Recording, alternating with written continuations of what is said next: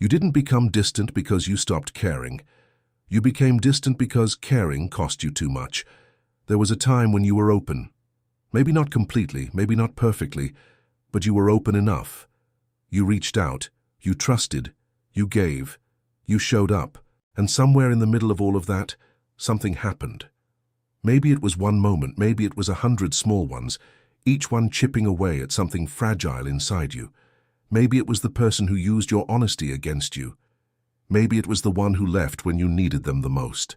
Maybe it was a room full of people who still managed to make you feel completely alone. And you made a decision, not always a conscious one, not always a loud one, but you made it. You decided to stop being so reachable. You start typing a message and then delete it. Not because you don't want to talk, because you've learned that wanting too much leads to being disappointed. You cancel plans, not because you don't want company, but because somewhere between making the plan and showing up, the anxiety of being truly seen becomes heavier than the loneliness of staying home. Someone asks how you are and you say, "I'm fine," before you've even thought about it. Automatic, practiced, sealed. You pray for the right people. And then when someone good actually shows up, something in you gets suspicious. You watch them. You wait for them to reveal the thing you know must be there. Because in your experience, people always eventually reveal the thing. You are tired of carrying everything alone. But when someone tries to help, you feel uncomfortable. Like receiving makes you weak. Like needing makes you exposed. Like the moment you let someone in, you've handed them exactly what they need to hurt you. You want peace. But a part of you is still scanning the horizon for the next thing coming to take it from you. That is not weakness. That is not coldness. That is not who you are. That is what you became in order to survive. And God is not taking you back to the person you were before the pain. He is leading you forward into someone who can be protected without being imprisoned. If this is speaking to something deep in you, take a second and hit like on this video. Subscribe if you haven't yet, because what we're walking through here is the kind of conversation that changes how you see yourself, and you deserve to keep having it. But before we go deeper, because what you're about to hear is going to touch the exact part of you that learned to hide in order to survive. You became strong. You learned not to depend on people, not to trust too quickly, to carry everything alone, and to keep others at a distance. That protected you for a season, but now you can feel the price of it. Surviving is not the same as living. You feel it when you want to move forward, but something inside you is still preparing for the next blow. You feel it when you ask God for a new season, but you don't know how to lower your guard enough to receive it. That is exactly why I created the total transformation of the Chosen One. 5 modules, a 30-day plan, 50 declarations, 2 exclusive bonuses. Everything in PDF, delivered directly to your email within minutes. This is not more information for you to consume and forget. It is a practical structure designed to help you move out of survival mode, rebuild your strength from the inside, and turn everything you survived into direction, clarity, and purpose. Because someone who walked through the fire and is still standing does not need to hear one more time that they are strong. They need to know what to do with that strength now. That is what this material was created for. You can find access in the first pinned comment below. If you know it is time to stop merely protecting yourself and start living what God is preparing you for, get your copy while access is still available. Now let's go back to the beginning. Because before you can understand what God is doing right now, you need to understand why you built it in the first place. You didn't build the wall because you were weak. You built it because you were paying attention. You learned through experience, not theory. You learned that certain people don't deserve full access. You learned that vulnerability in the wrong room becomes ammunition. You learned that showing your pain to the wrong person gives them a map of exactly where to press to break you. Maybe you shared something sacred, and it was mocked. Maybe you loved deeply, and it was used as a leash. Maybe you waited for someone to show up during your darkest season, and nobody came. Not one person. And in that silence, you decided something. It wasn't dramatic. It wasn't even a full sentence in your mind. It was just a shift, a quiet closing. If I don't need anyone, nobody can disappoint me. That was not a character flaw. That was intelligence born out of pain, and God knows it. He saw every moment that made you reach for that wall. He saw the betrayal. He saw the abandonment. He saw the season you held everything together alone while silently falling apart. He was there when no one else was, and he is not standing over you right now with condemnation for what you built. He knows why you built it. Your invisible season was seen. Every night you held it together in public and collapsed in private and seen. Every time you swallowed the hurt and kept moving, seen. Every moment you prayed and got back up and kept going with no one watching, seen. God is not asking you to pretend that none of it happened. He is not asking you to minimize what broke you. He is not telling you that you were wrong to protect yourself. He is telling you something more specific than that. And here is where it shifts. The wall worked. Say that again and let it land. The wall worked. It gave you space. It kept certain people out who had no business being in your inner world. It taught you to observe before you trust. It taught you that not everyone deserves full access to all of you. It gave you the room to breathe when you needed it most. The wall did its job. But you kept living behind something that was only supposed to be temporary. That is the sentence that changes everything, because what starts as shelter can slowly become a cell, not because you were wrong to build it, but because you forgot that it was always supposed to have a door. There is a difference between a boundary and a wall. A boundary has a gate. A wall has none. A boundary says, I know what I will and will not allow, and I will enforce that clearly. A wall says, no one gets close enough to matter. A boundary is wisdom in action. A wall is pain in architecture. And slowly, over time, without even realizing it, one can become the other. The wall that kept rejection out also started keeping intimacy out. The independence that helped you survive started making it difficult to receive. The alertness that protected you from real danger started scanning for danger everywhere, even in places that were safe. The strength that carried you through your worst season started making it hard to put anything down, even when rest was right in front of you. Discernment and suspicion look almost identical from the inside. Peace and isolation can feel the same when you've been lonely long enough. Emotional numbness and strength can wear the same face.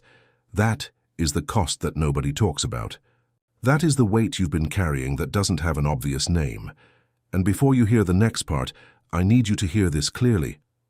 God is not removing your discernment. He is removing the fear that has been disguising itself as discernment.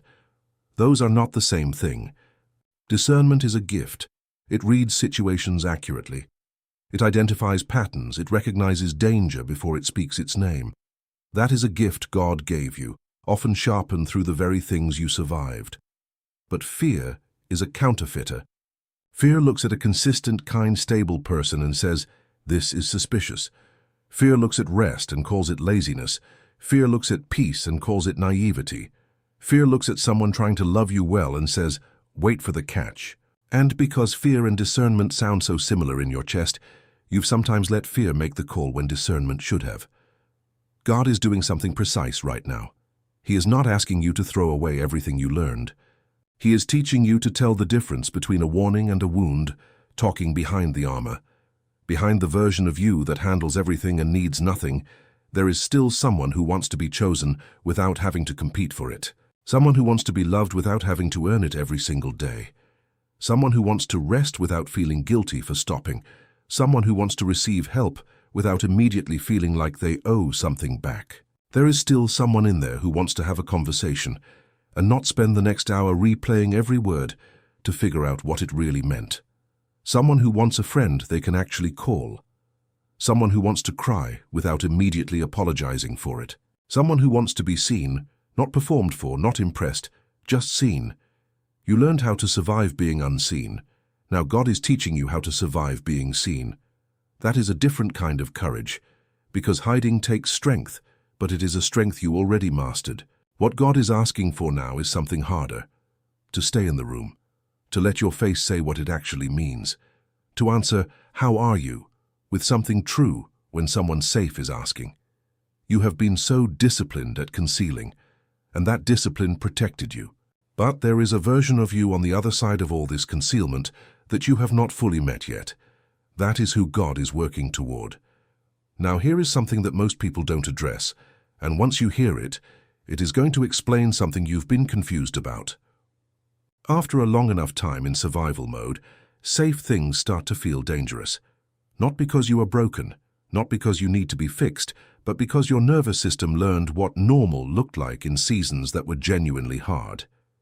And now when something different shows up, something consistent, something gentle, something stable, it doesn't feel like relief. It feels strange. It feels like a setup. Someone treats you with consistent kindness, and part of you says, "What do they want?" Not because you are paranoid, because kindness followed by a cost was the pattern you lived in long enough for it to register as the rule. Someone offers to help, and your first instinct is to say, "I'm okay." Not because you are okay, because needing help once felt like giving someone leverage over you. Rest comes and guilt follows it, because for a long time, the moment you stopped moving, something fell apart. So your body learned to keep moving even when the emergency was over. This is not a character flaw. This is what surviving does to a person. And the Holy Spirit is not condemning you for it. He is naming it, because you cannot walk out of a room you don't know you're in. Not every uncomfortable feeling is a warning.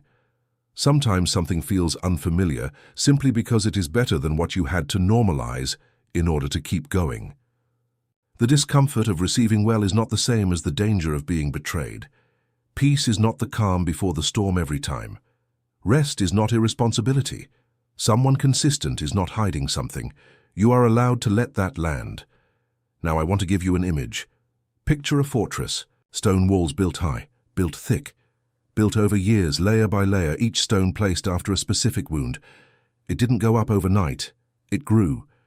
Each disappointment added a course of bricks. Each betrayal reinforced the foundation. Each season of carrying everything alone raised the walls a little higher. God doesn't come to that fortress with a battering ram. He doesn't arrive with noise and force and demand immediate demolition. He walks up to the door, quietly, and he waits. And standing inside, you realize something. The fortress always had a door. You built it in. You just stopped using it, stopped looking at it, maybe even started to believe it wasn't there anymore. God isn't forcing you out. He is standing at the door, reminding you that you are the one who holds the key. He is teaching you that you are safe enough now to open the gate yourself. And opening the gate does not mean opening it to everyone. Coming out from behind the wall doesn't mean giving everyone a key. Some people in your life were comfortable with the version of you that never needed anything. That version was easy to be around because it never made demands, never required presence, never asked for reciprocity. And when you begin to heal, when you begin to say, "Actually, I do need something and I deserve to receive it," some of those relationships will shift. Not because you changed for the worse, because the dynamic that worked for them required you to need nothing. Let them shift. That is part of this. And at the same time, watch for what starts to grow. Watch for people who are consistent when they don't have to be. Who respect a limit without punishing you for having one. Whose words and actions match. Who don't require immediate access and don't make you feel like you owe them for simply being kind. Who can hear something hard without weaponizing it. Who don't push through your boundaries and call it love. Those are the people worth opening the gate for. Not everyone, not all at once, but them. You have spent enough years preparing for the next thing to hurt you. That sentence is heavy because you know exactly what it means. The constant anticipating, the scanning, the controlling what you can because so much has been out of your control. The emotional readiness for impact, even when nothing is coming. The inability to fully exhale because the last time you exhaled, something hit you. That is exhausting in a way that sleep doesn't fix. And it is a way of living that was forged in real danger.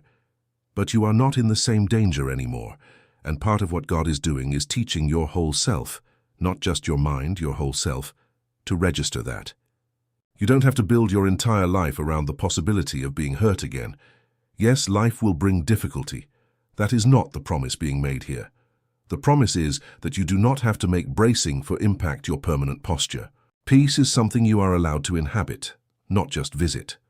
Now, I opened a thought earlier and I want to deliver it. Because I said the first sign that you are leaving survival mode is not what most people think. Most people expect the first sign to be external. A new relationship, a new opportunity, a door opening in the visible world. But the first sign is almost always internal. It is the moment you don't immediately defend yourself when someone asks a sincere question. It is the moment you receive a compliment, and something in you just says thank you, instead of immediately looking for the catch. It is the moment you say, I need help, out loud, and it doesn't destroy you. It is when silence from someone stops automatically meaning they are pulling away. It is the moment you let yourself feel happy about something without immediately bracing for what's about to take it. It is when life begins to feel larger again. That is the sign. Quiet, internal, real. Now I want to speak to who you are, because this matters. There is a theology in some corners of the internet that tells chosen ones they are meant to be alone, that the anointing separates you, that everyone around you is either an enemy or a distraction, that isolation is evidence of calling, that if people don't understand you, that's proof you're special. That is not the full picture, and I will not leave you with half a truth. Yes, there are seasons of isolation that God uses to form something in you that crowds would have diluted. Yes, not everyone can walk with you into every season. Yes, discernment means not everyone gets access. That is real. But you were not chosen to become unreachable. You were chosen to become whole. Wholeness includes love.